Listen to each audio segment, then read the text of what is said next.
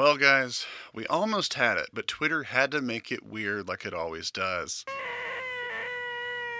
I thought Senua's Saga Hellblade 2 could just release and its little dedicated fan base could enjoy it just outside the mainstream, but it looks like it's become the effigy to burn for whatever respective cause the Twitterverse sees fit. Like, how could it possibly take 6 years to make 5 hours of gameplay, most of which is just cutscenes? Oh, this thing's just a tech demo. The puzzles solve themselves. Or my favorite, the console war impasse where Sony fanboys have to suddenly hate cinematic walking and talking games, and Xbox fanboys have to suddenly rush to the defense of the genre they'd hated on Sony about for so long. Ugh, the duality of man. So because of the ferocious distribution of misinformation surrounding Hellblade 2, I've taken it upon myself, for better or worse, to bring some balance to the force here, and give you what I hope is a more reasonable take. And that is, Hellblade 2 is pretty decent, as a self-contained package, but it is a weird sequel because, for all its flourish, it doesn't feel essential to Senua's story. It retreads a lot of the same thematic ground, its changes to combat don't work, and it recycles some of the most ponderous aspects of the first game, and then drags other parts that were never a problem before into this same slow pace.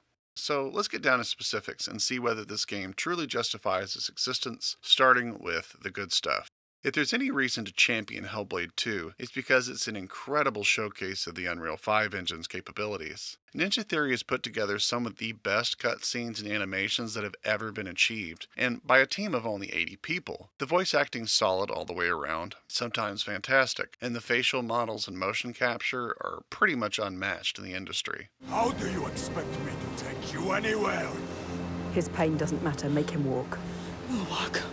The creatures you face off against in the rocky environs are just incredible to behold, and really bring this metaphysical fantasy world to uncanny reality. I also can't overstate just how cool some of the cinematic effects are, especially this one where the camera will take off into the sky from a scene Senua in, and then lower back down into the environment a good distance away, but with Senua walking into this shot, which is a really smooth and creative way to imply a time jump.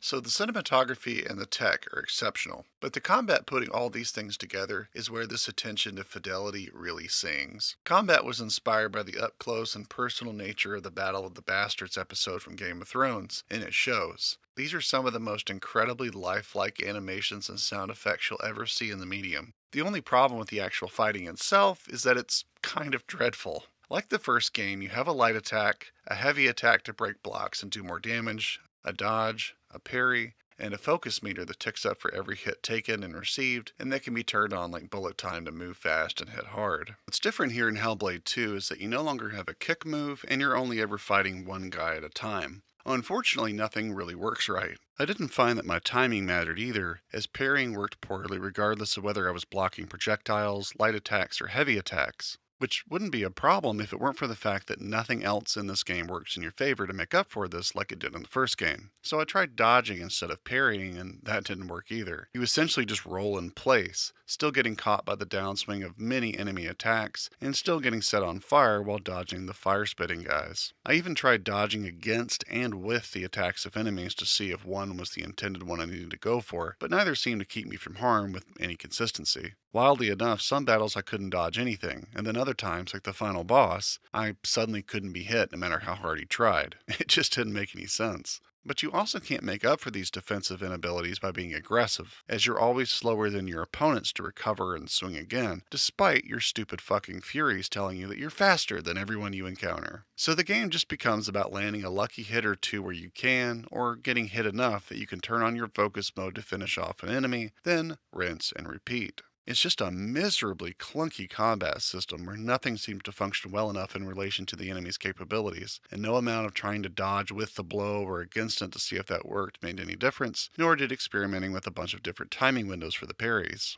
Unlike combat in the first game, which is a little clunky but fine, combat's honestly the least appealing part of Hellblade 2, which is a shame because it looks and feels so brutal and so visceral, and you can tell the devs put a lot of time and care into it. But if you're not fighting, odds are you're probably walking for too long, or if not that, then you're solving puzzles, which are noticeably fewer in number here than the first game, though perhaps a little bit more involved. People really dog the puzzles online for whatever reason, saying they basically solve themselves, but I didn't find them to be nearly that lame. They required me to observe my environment for far longer than the first game did, and Hellblade 2 has you solving puzzles like the first game, where we see our path blocked by a rune and have to find parts of that rune's shape and parts of the environment to complete the rune shape and unlock the way forward. These are more involved than last time by a good bit, and took me a minute to realize how many places I needed to go to find all the pieces. These pieces were unlocked by what is technically a new but similar design to the masks or perspective puzzles from the first game. Many puzzles operate on Senua having some second sight where she can see a parallel world to ours and flip it into ours to make new paths forward, and mixing and matching these worlds by activating a glowing orb nearby will help you reach new areas and vantage points. I quite like the new visual stylings of the puzzles too, especially the oscillating sticks that block the way forward, and definitely nothing too far from the norm from the first game's puzzles. There's also some very light exploration that comes up in Hellblade 2 as well, and it leads to more of those audio log type things from our favorite Irish mystic Druth from the first game, where he recounts what appears to be just one long tale of Grettir. Do not forget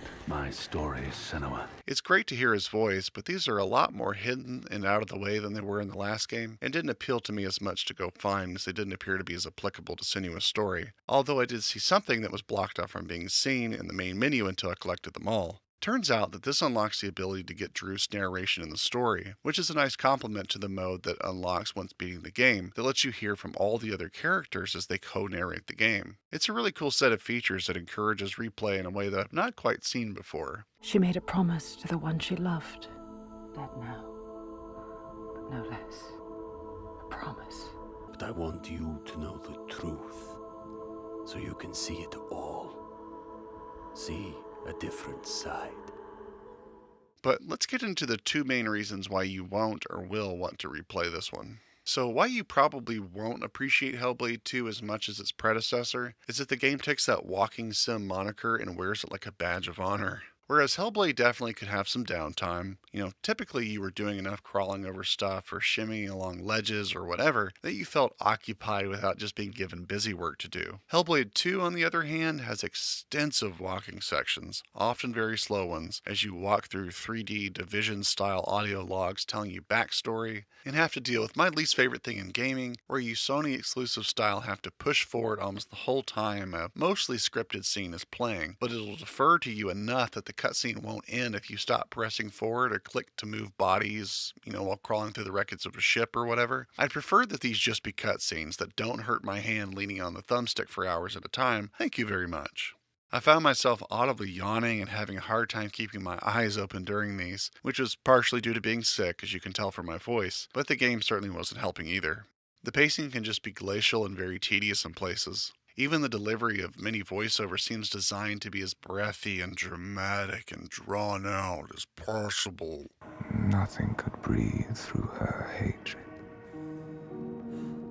All their animals choked. Their crops withered in the ground. That said, the context of events is really what kept me engaged. That's right, I'm talking the story. I actually found the plot of the game to be pretty tight and compelling, and seems well edited into its final state. The story subverts the idea of whether this is all happening in Senua's head like last time, because we see fantastic, almost unexplainable supernatural events and creatures from multiple characters' perspectives who all agree on what's happening here, but then are given sort of an in-game twist that tries to call all this into question. It's hard to really say which one wins out because there's contradictory information being given. It's so committed to the specific for so long that it's hard to say that it's only allegory, but we'll talk more about this in the spoiler section. If anything, the story makes economic, interesting use of its organically introduced and fairly likable cast, but manages to make Senua less dynamic in her reactions, but still experiencing a kind of my life still sucks because psychosis mentality that just doesn't feel as immediate anymore, because it retreads so much of the same ground that she supposedly got over in the first game, without really making it feel like she's got a new struggle to worry about, or like a new level to worry about. It's not so much that she should be doing away with any of her psychosis problems, as those never really leave people that experience them, but it doesn't feel like the growth that was promised from the first game's ending. In the first game, Senua was trying to rescue the soul of her lover Dillion, who had been murdered by Norse invaders. Her imagination and psychotic symptoms were influenced by the Norse mythology that she'd heard from her friend Druth, who was a kindred spirit for her traumas of having mental disorder and being treated horribly by her father because of it, feeling herself a pariah ever since. All the gods and monsters of this realm were obvious symbols, part of obvious allegory, down to their physical makeup, and the ending saw Senua accept her voices as part of herself, not an invading force. It was all from Senua's perspective, so it was easy to assume that what wasn't real per se was still useful in understanding her psyche, because it could be so convincing and impact her in much the same way a real thing would do. But Hellblade 2 tries to convince us very well that the world beyond is real and pressing into ours, and leaves it up to us to doubt or believe whether this is really happening. This quickly became the compelling part of the story for me, as it inverted the perspective of the first game in an interesting way, opening up the forum to discuss whether Senua's abilities are actually supernatural or not.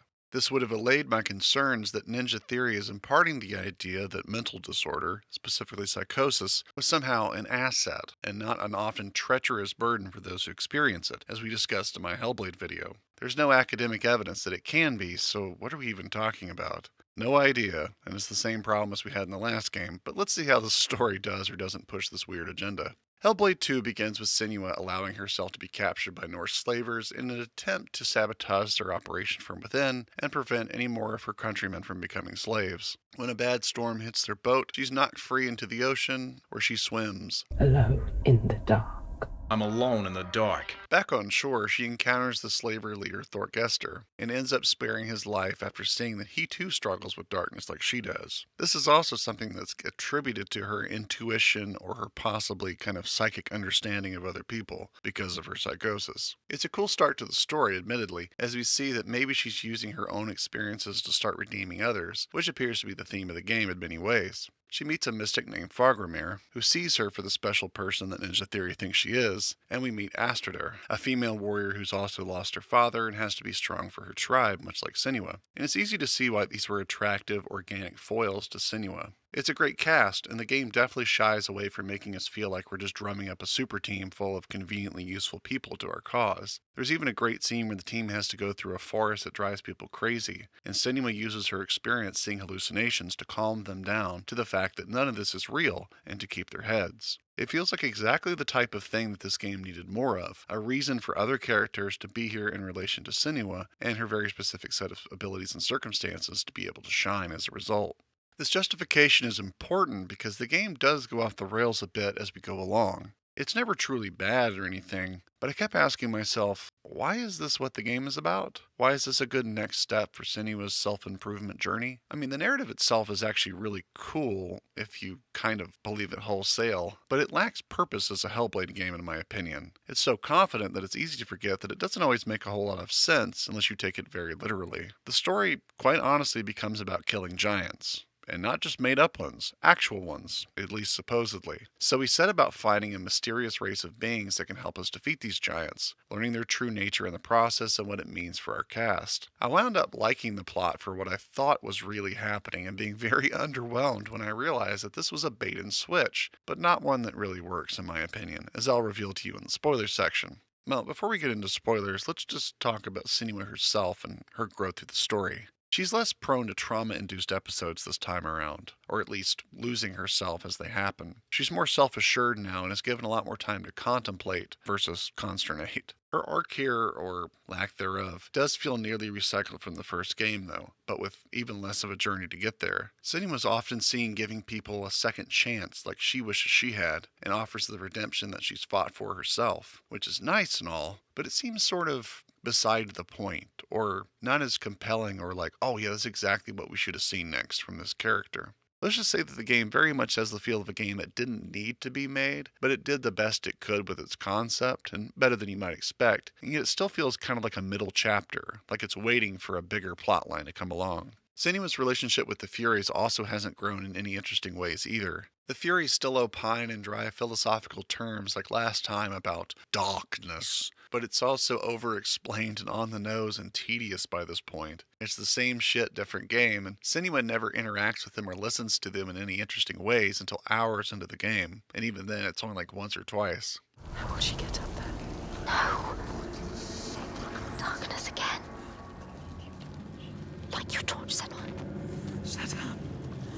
Let me think.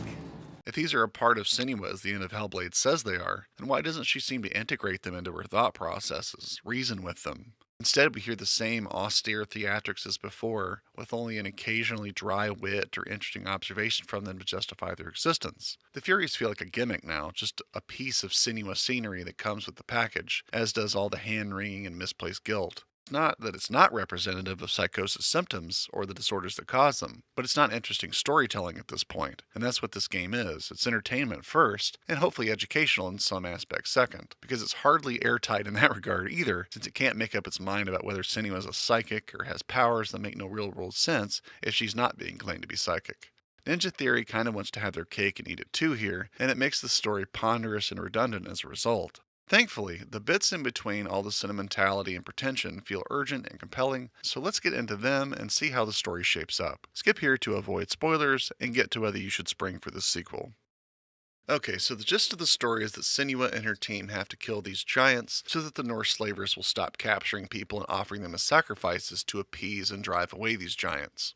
Our mystic friend Fargrimir says Senua is a seer and that she needs to get in touch with a secret base of beings called the Hidden Folk in order to have any chance of winning this battle. Senua journeys deep into the earth twice and learns the names of the two giants and uses them and her much vaunted seer abilities to enter into an abstract pocket dimension where she frees the giants of their grief that's holding them to this plane and that turned them into monsters in the first place. We relieve Iltaiga the trauma of her child dying, and then we see a misguided man named Saigir who betrayed his people and was eventually cast aside by those he betrayed his countrymen too, becoming a giant as he rotted in the sea.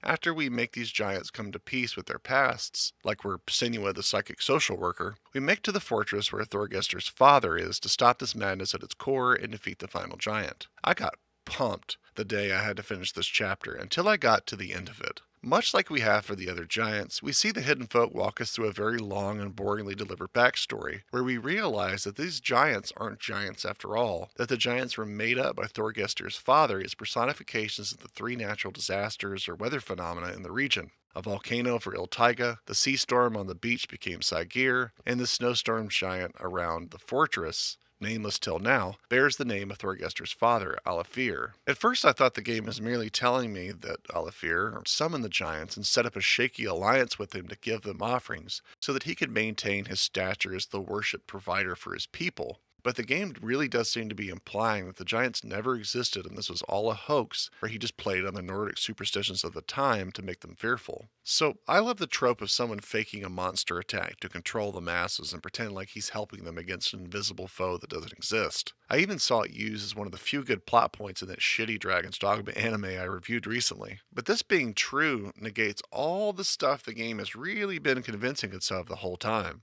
Hellblade was explicit that most of what happened to Senua was her working through her past in dramatic fashion, imagining herself in a grand quest as many with her condition do, and then being told by the game that the reason her quest would fail, ultimately, was because it wasn't real. The Dillion couldn't be saved because he was dead, not captive to Hela. Senua frees herself from this delusion and goes about her life more freely, having accepted that the voices are a part of her now.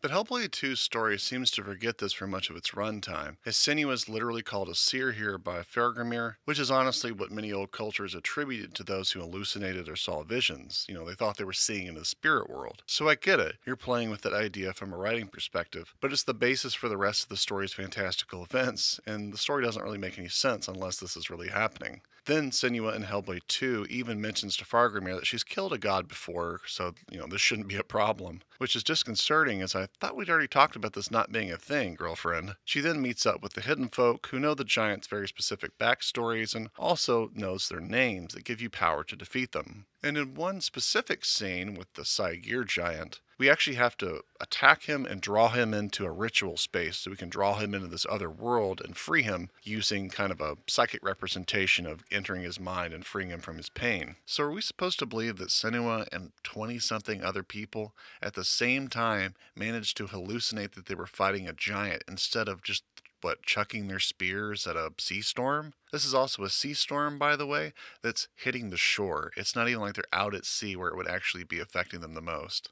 And if these really are just weather effects, how would a sea storm and a blizzard occur frequently enough in the same place to be considered a single entity, to convince people that there was actually something out there and not just like, oh, we had bad weather last week? I mean, these aren't like volcanoes, which is a distinct landmark with ongoing phenomena coming out of it. And if the giants are just these environmental occurrences, then why do we go through all the trouble of hearing the backstories and get their true names as if they belong to people who have real lives? Every monster was once a man, we hear the hidden folks say, but this somehow doesn't apply to Zinbel from the last game, it doesn't apply to the final boss, so it's really just a sentimental platitude if we're not really dealing with people. Doesn't mean anything. It's too contrived from a storytelling standpoint, and makes huge swaths of the game make no sense as to what they'd be doing instead of fighting a giant. Taking this element away also makes Senua's ability suite completely untenable. See, she's a psychic no matter which way you cut it. Either she's a seer, just like the game is telling us here, and she can do all these fantastical things like enter a giant's mind and speak an incantation to it to free it from its prison, or she's a person with psychosis that can somehow do things that nobody has ever been reported to be able to do with or without psychosis, like anticipating the moves of people, seeing into the future, or knowing that water is poison when no one else does, like she did in the first game, or here, where she can know the names of people or somehow translate that into stopping a storm by knowing its name, or like whatever combination of the real and the unreal happens. None of it's really possible unless she's got some type of outrageous supernatural ability.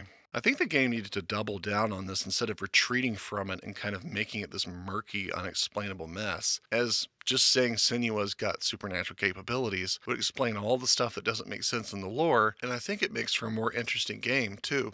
I don't need Senua to become the goddess of war here, but it's not like Ninja Theory isn't having it both ways already, giving us a game against powerful gods and monsters regardless of whether it's really happening. So allowing the game to have supernatural explanations for Senua's extrasensory abilities would also let the realistic portrayals of mental suffering texture the proceedings without having to be called into question for their realism as often. So we could have it both ways. We could have a story that makes more sense, and then we'd also be able to say that we have realistically and artistically and creatively exemplified the things that people with psychosis go through. But instead, we're left with an ending that feels like we just went through an almost identical game as before. A metaphor, but one that doesn't even line up with Senua's own experiences this time. It's like a fake story that we're living out in too much detail to not believe, only to have the game go, just kidding, that was all a bit, just so you would buy in, and then we could kind of switch it at the end. The ending's super milquetoast too, with Senua refusing to kill Alafir just like she did with his son Thorgester, saying that she's not going to be like her father who, ruled with an iron hand and was a cruel SOB. Then we see all these souls, gather around her, like all the people she either feels responsible for or has had some obligation to save in the past. And it feels really contrived to make her seem like this epic hero, when it's like she's just done a couple awesome things for herself and for a couple of her friends. I mean, let's be honest. If the game is trying to imply that she saved all these people from the ravages of the giants, the game already said the giants don't exist, so what is she really protecting him from? She didn't really tell a storm to stop happening or a volcano to stop erupting, so that's not happening. And if she didn't tell giants to stop eating people, then there's even less victims to worry about. It's like the narrative is cooking in all this grandiose extra stuff to make her seem like she's really a part of an epic saga when she's really still kind of all in her head if we're really to believe the game. Now I get the impression that her making friends and feeling like the weight of the world's on her shoulders means that she's capable of love despite her upbringing. And, that's a nice thought. And it's nice to see that she's got something within her that's not beholden to her past. I guess I'd be less frustrated with the ending if it wasn't so abrupt, so abstract, and so unearned feeling. It feels very much like, what if we just sort of remade the first game with slightly different details, rather than some truly revelational next step in her journey. I'm also amazed that Senua's father Zinbel never shows up here at all. So, back on this side of the spoiler wall, I think Hellblade 2's story is pretty epic and enjoyable as long as you don't think about it too much, as it becomes painfully clear that there's some plot holes and stuff that ruins the satisfaction of all the cool stuff you did that you thought mattered. There's definitely padding in here, which is incredible to say since it's one of the shortest games I've played in recent memory at about 7 hours or so, and maybe a little bit longer if you want to find all the side crap. I think it's mostly paced well, although it could have been even shorter and cut out all these extraneous, boring, slow sections that should have been cutscenes. It does have some replay value as you can play through with either Drew's narration or that of the other characters in your party, which I actually really liked just from listening to the first cutscene. I honestly thought that this would have made a better approach to the game in the first place rather than hearing the Furies deliver their boring commentary. It's too bad, too, that the new combat looks so good and plays so badly. But at least the puzzles are, visually interesting enough and tied to the lore, so they feel a little more important than they really are. The graphics and motion capture are unmatched in the medium to date and may be worth the price of admission alone. I guess the lowdown on Hellblade 2 is that it's fun for what it is, and if you can withstand its endless need to pontificate about vague philosophy as you go through the same damn arc you did last time, and some boring walking sections, you've got a pretty exciting adventure waiting for you. It's not nearly as special as the first game was in its construction, but there are lots of good characters here that the last game lacked outside of Druth, and there's a dynamism and artistic flair that makes this more likely to be a game that I return to in the future than the first one. It's a weird sequel, and hopefully one that does well enough for Xbox not to shit-can them for no reason like they did Tango Gameworks and Arkane Austin. I mean, I for one would much rather play the Evil Within 3 than Hellblade 3, for instance, but Evil Within 3 will probably never exist. And apparently Hellblade 3 is already something that Ninja Theory is planning on working on, so more power to them. I hope it works out. So don't go broke picking up a copy of Hellblade 2, but I would say to give it a try. It's kind of like a pulpy, bite-sized piece of Hellblade. More sensorily pleasing, more polished, more entertaining, and more to the point, but overall less meaningful and memorable than its predecessor because of it.